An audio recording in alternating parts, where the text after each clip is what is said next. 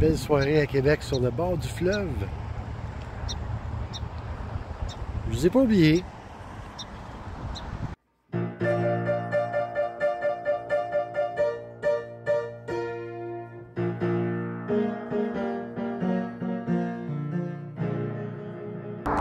Hey tout le monde, Jerry Lauzon de Nomadisme Expérimental. Ben oui, je viens de réaliser que ça fait quoi, 2 semaines que j'ai pas fait de vidéo. Ben, je l'ai tout le temps dit, hein. Vidéos, je vais les faire quand j'ai de quoi à dire et quand ça me tente. Parce que si je fais juste une vidéo pour faire une vidéo, ben, ça va être pas mal ordinaire. Hey, on parle d'une couple d'affaires aujourd'hui. Ce qui est en titre, bien entendu, c'est quand même une pas pire nouvelle.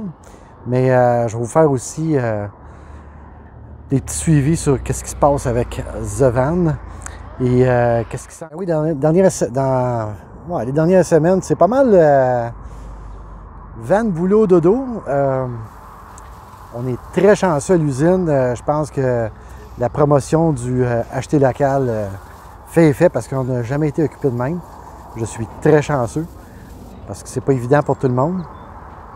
Ouais, bien l'ouvrage. J'ai été à Montréal en fin de semaine dernière, mais j'ai pas fait de vidéo parce que c'était un aller-retour en 24 heures. C'était pour un événement familial et personnel. Mais je prévois descendre à Montréal cet été pour une couple de jours. Puis je vais en faire une vidéo là-dessus sur comment boondocker à Montréal. Je pense qu'il y en a une couple pour qui ça va intéresser. L'autre affaire, j'ai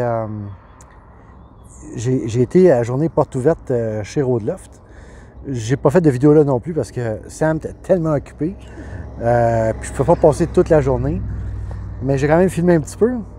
Et grande nouvelle, une que je peux partager, l'autre que je peux pas. Laurence est enceinte et bientôt au mois d'août. Bébé Ellie va avoir un frère ou une sœur, on ne sait pas encore. Puis il y a une autre affaire aussi qui a été montrée dans la photo parce que Roadloft a fait l'annonce. Et derrière, il y a un ProMaster. Qu'est-ce que ça veut dire? Je suis dans le secret des dieux et je ne peux pas partager. Mais gardez l'oreille ouverte, ça promet d'être très intéressant. À part de ça, oui, grosse surprise cette semaine. Sept-Îles a changé son fusil d'épaule.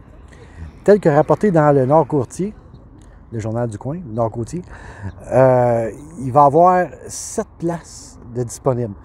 2 à un endroit et 5 à l'autre. C'était des endroits qui auraient été réservés pour des food trucks. Finalement, il n'y a pas de food truck qui s'est montré intéressé. Et finalement, Sept-Îles a décidé d'ouvrir 7 endroits pour des VR ou des vannes. Je ne sais pas, c'est pas spécifié quelle grosseur de véhicule. Alors, ça reste à voir. Il faut dire que le mot s'était passé dans la communauté que Sept-Îles était maintenant fermée. Puis ça, j'imagine que ça a fait écho.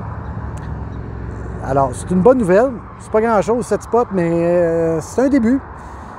Et c'est plate que je ne vais pas sur la Côte-Nord cette année parce que, même avec l'interdiction, je me serais donné la peine de passer une nuit à Sept-Îles inaperçu.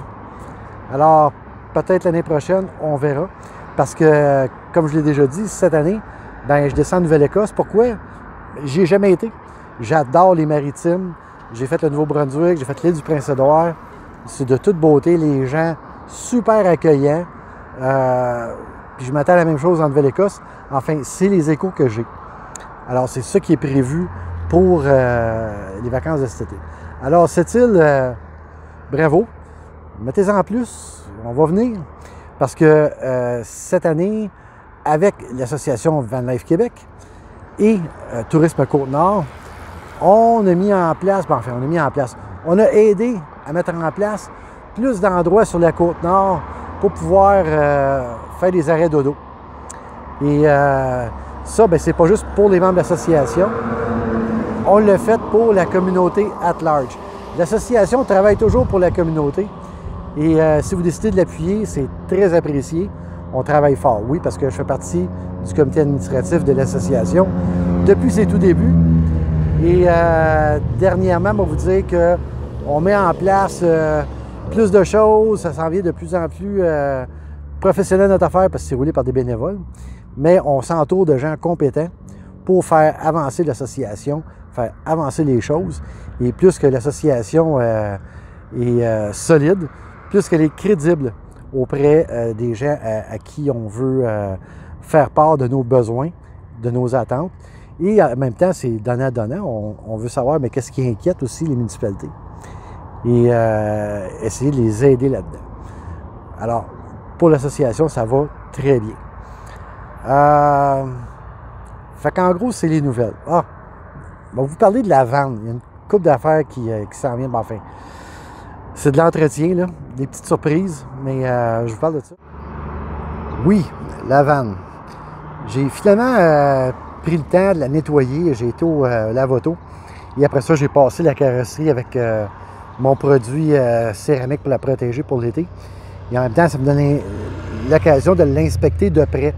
Et j'ai découvert 2-3 petits spots de rouille qui ressortent de même, puis qu'il va falloir que je fasse de quoi et vite. Plus particulièrement, autour des roues à l'intérieur, j'ai des petits spots de rouille. J'ai même un spot qui a commencé à... Il n'est pas en millefeuille encore, mais il a commencé l'étape millefeuille. Alors, ce que je vais probablement faire, et je vais faire une vidéo là-dessus, c'est que je vais tout sabler ça, je vais ramener ça au métal, et je vais traiter anti-rouille, transformateur de rouille. Après ça, un après. Puis après ça, une bonne couche de tremplate noir au pinceau. Pourquoi au pinceau? Parce que c'est plus épais qu'à la canette. Fait qu'il va y avoir une bonne épaisseur. Parce que je veux pas, ce qu'il y a autour des roues, mais ça mange des garnottes tout le temps, puis ça égratigne la peinture, ça expose le métal. Et qu'est-ce que le métal fait quand il est exposé? Bien, il rouille. Alors, il faut que je m'occupe de ça bientôt. L'autre affaire, j'ai pris rendez-vous la semaine prochaine parce que, comme n'importe quel liquide dans le véhicule, pas juste l'huile moteur, tous les liquides ont une vie utile. Et j'ai fait l'huile de transmission, changement d'huile moteur, ça je fais ça régulièrement. Et là, je vais faire changer l'antigel. Je l'ai fait vérifier, puis il est à 70% antigel, 30% eau. Ça devrait être 50-50. Fait que je ne sais pas, ça fait combien de temps qu'il est dedans. Alors, je prends pas de chance. On flush tout, puis on met du neuf. Et ça va garder le système de refroidissement propre. Et ça va éviter la corrosion aussi. L'autre affaire, je ne sais pas si vous avez vu la vidéo quand j'ai fait mes couverts de porte, pas de porte, mais de fenêtre. J'avais pris du styromousse que j'ai recouvert avec une couverte de déménagement. Petit conseil, si vous en faites un et que c'est un panneau qui va s'enlever et se remettre souvent, mettez un backing en carton ou quelque chose de rigide sur le styromousse parce que il va arriver, ce que vous allez voir dans la vidéo là, ben le styromousse il va tout se défaire. Alors je suis obligé de recommencer parce que là ça ne tient plus pantoute, il est en 1000 morceaux. C'est ça qui s'en vient pour la vanne, les petits travaux que je dois faire avant de partir en vacances. Là, je sais que vous vous demandez, ben coudonc, t'es où? Ben j'étais sur Champlain, comme de fait, vous allez pouvoir par le trafic qu'on peut entendre un peu dans le background. Une chance que j'ai mon micro. Oui, je ne savais pas, je viens de découvrir ça. On peut descendre sur la berge. Alors, je suis sur la berge du Saint-Laurent avec Québec en arrière. Par là-bas, c'est le pont de Québec. Et on est à marée basse, alors c'est pour ça que je suis directement sur la berge. Je voulais parler de quelque chose. Je veux pas parler de politique sur la chaîne, mais pas en tout. Ceux qui me suivent sur Facebook, vous connaissez mes opinions, puis j'ai pas besoin d'utiliser ça pour la faire. Mais par contre, je veux parler de quelque chose qui, je suis certain, dérange certaines personnes, fait poser des questions, amène de l'anxiété. Je veux dire, tout ce qui passe dans les nouvelles, ce qu'on entend, puis tout, c'est stressant comme un douanier qui t'approche avec des gants de latex. Je comprends. Écoutez, moi aussi, ça me stresse. Mais par contre, il y a bien des choses qu'on ne peut absolument rien faire. Alors, qu'est-ce que je vous suggère? Je ne suis pas un expert là-dedans, mais je veux juste partager avec vous comment moi je deal avec ça. Ce qu'on peut contrôler, bien, on le fait.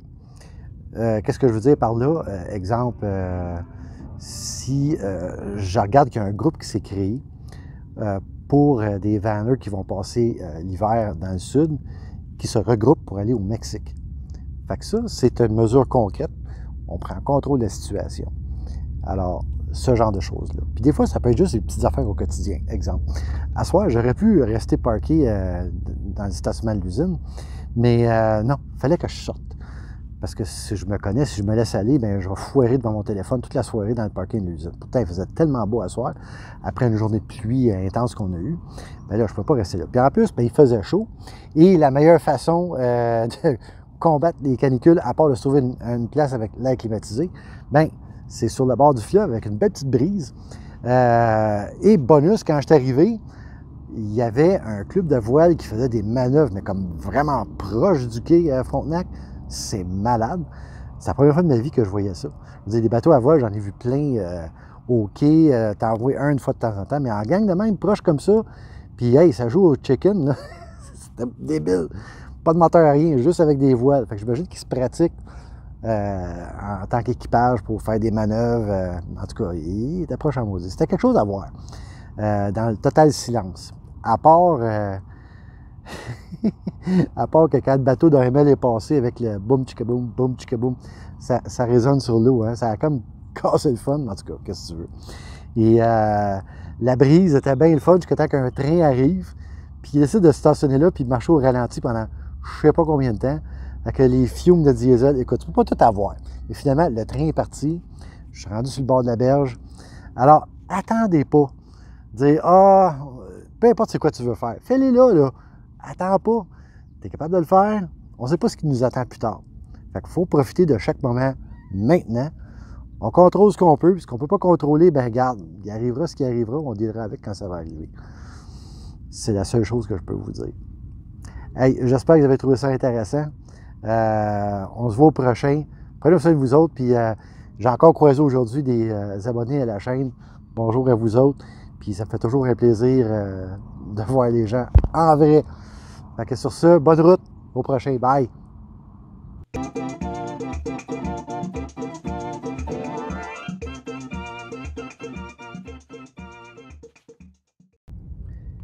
Et oui, pour les gens de Québec, je suis bien au pied de l'église Sillery. Je vais-tu monter en haut? Non, ça ne me tente pas. Peut-être un autre tantôt.